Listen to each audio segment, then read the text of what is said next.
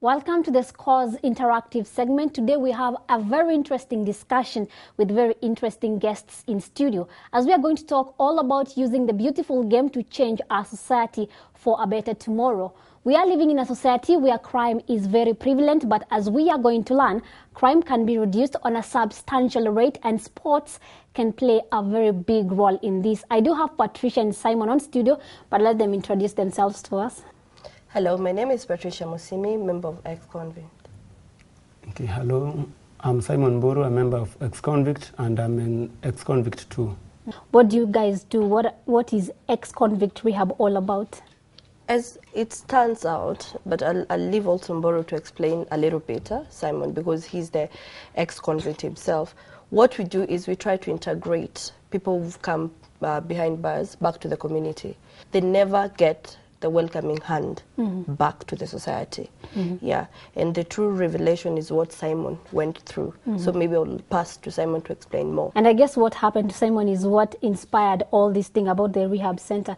Tell us, what made you come up with this idea of starting a rehab for the ex-convicts?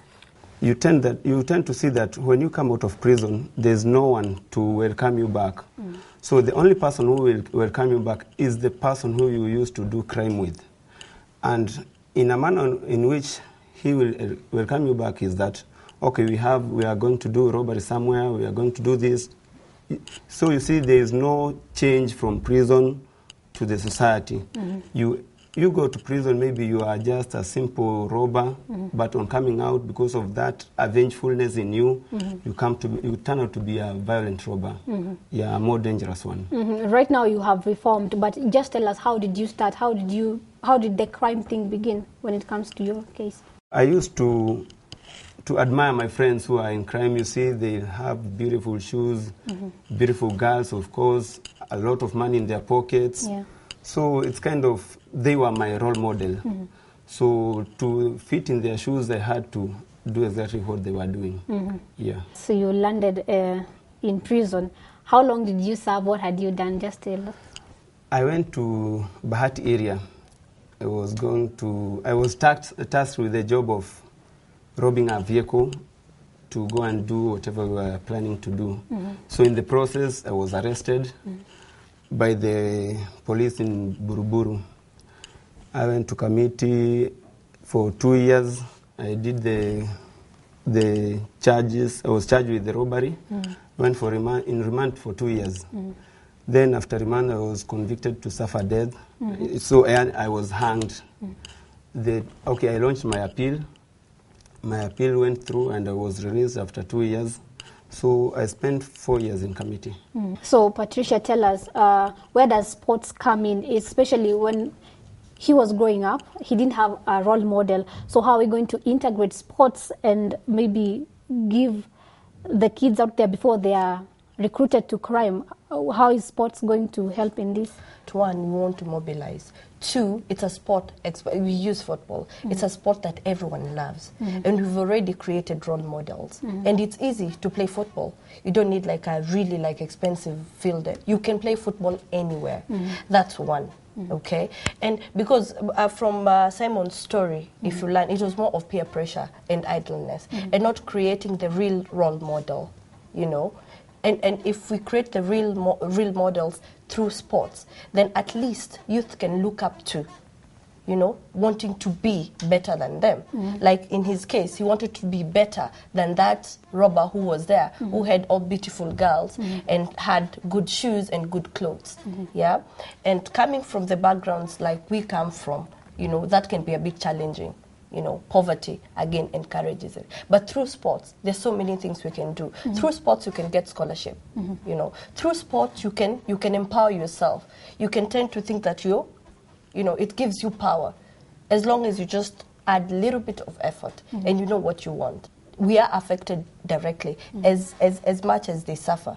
Because insecurity affects everyone. Exactly. And if we don't fight to curb, if we don't welcome them back, what makes of them? They become worse. Yeah. When you got out of jail, what kind of society did you find? Did they just welcome you back as an ex-convict, or what challenges did you go through? The people, you just try to approach somebody and it's kind of, okay, I don't want to interact with you. So the only option you are left with is your friends who are back there, who are used to be your friends. So you just, okay, guys, where are you? I'm here, I have nothing. Please guide me through. So you see, they are not guiding me through to go back to the need to good life, but they are guiding me through to crime also. So with that thing of stigmatization from the society, so you will tend to see that I'll just do anything just to avenge that. I'll bring my calamities to the society. So I kind of come to be avengeful. So you see, it's you guys, you did this, you took me to prison, you see. And in that mind, having that mind of being avengeful, you find yourself doing more mild crime than you used to be. And that brings me to this question. You are out. Did you change immediately, or did you go back to crime, and was it even worse than before? Or the irony is, on getting out from the prison, serving my time, instead of changing, I became worse. At what point did you feel, now this has to be my turning point? Which was your turning point? There was this thing of killing. My friends, okay, we could go, maybe we were 8 of us. On coming back, we find, okay, we were 6. 2 were shot dead. But that one could not instill fear in me, because I was, okay, this guy died because he did this and he was not supposed to do this. So you were trying to find a reason as to why he died and never came back. Yeah, so I just consoled myself, it was his fate. So next time I go, I'll be brighter than this other person. So with that, okay, my friends died here and there. There are my friends who died in Ngong, others died in Kisumu. My other friends also died in Tanzania. So it was kind of, okay, why am I doing this? Why only me? What do you think should happen right now in terms of maybe the government, or what can we do for the ex-convicts as a society? Integrate them back. Let them not have their fellow criminals welcome them back. We can have positive people with positive minds, with positive ideas, welcoming them back. And also use the same robbers, the reformed one. And I say reformed one, and I still insist reformed one, to preach the gospel. You know, it's better told by the robbers themselves, what they went through, you know. And after all, like what Simon says, crime doesn't pay. And if they can help save the small generation, the young generation, the youths that we're bringing up, that will be achieving our goals of making even Nairobi a safer city to live. Yeah, and we are talking, when we talk about the Exconvicts Rehabilitation Center, we're just talking about guys who are already in jail, now they're here. What are we doing for the younger guys? What we're doing for the younger guys, we're using the same people, like Simon here. We do school outreaches. Okay, we go to communities and talk to young boys on how you can abstain from being into a negative peer pressure. Of course, we have positive peer pressure, but you like where Simon grew, that was a negative peer pressure. So we're encouraging positive thinking among the youths, and also giving them options to choose in life. The bigger challenge is that maybe they don't have money to start a business, and you know, they need to eat, they need to take care of their families. Do you have a way in which maybe do you have measures you've put in place to ensure that when they come back they have a job, or what are you guys doing about that? We try as much as possible, but let me tell you, that's a challenge. Okay, we have 40 of them. They are willing to change. So you get most of us like people who are working. We chip in what we can. Okay, and if there is an opening, of course, we slot them in. Yeah. Maybe there are people who are already active in crime right now, but maybe they've never been caught. What would you tell them? This time they are doing crime. They should be doing something generating, because at one time the government will arrest you, or even not even arrest, it will even kill you. When you are shot down, you are left with the family behind is left with problems and mourning all over. So I think my message is, you can do something with your own hands, and you can earn a clean living. Yeah. Do you at some point feel maybe some of your friends died? Do you sometimes feel, oh, I'm alive for a good reason, and maybe this is it? I think I always thank God, because my gang, we used to be around 12, 13, that number. So it was, okay, we go this way, 2 of them are shot dead, okay, the other one went the other way, he was shot. Out of the 12, I'm still the person still remaining standing. Yeah. So it was kind of calling, okay, why are we doing this? Do we have to die every now and then just because you want to live a comfortable life with something that you have not earned?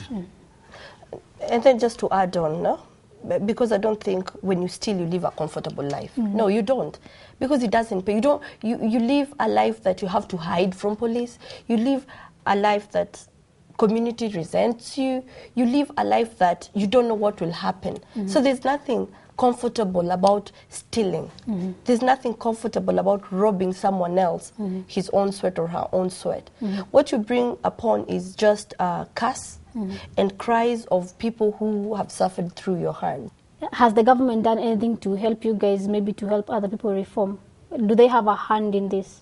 This is a challenge to the government. If you feel like we're trying to integrate this, they should come up and join and see how we can move together. But even allowing us to have a tournament in there and preach our gospel, it's step one. But I'm positive that the government will see the need of this kind of projects, small projects that make a big impact.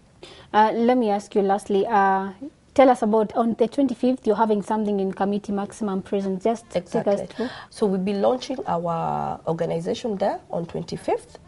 We'll have tournaments. So if anyone who's out there is interested, they can join us. And maybe someone is an ex-convict, they're trying to, and they can't even reach you guys. Yes. In which way, where can they find you? And we are located in Kariobangi, and Simon's number is open. Patricia's number is open. Yeah. And they can reach us through our website, which is www.exconvict.org. Yeah.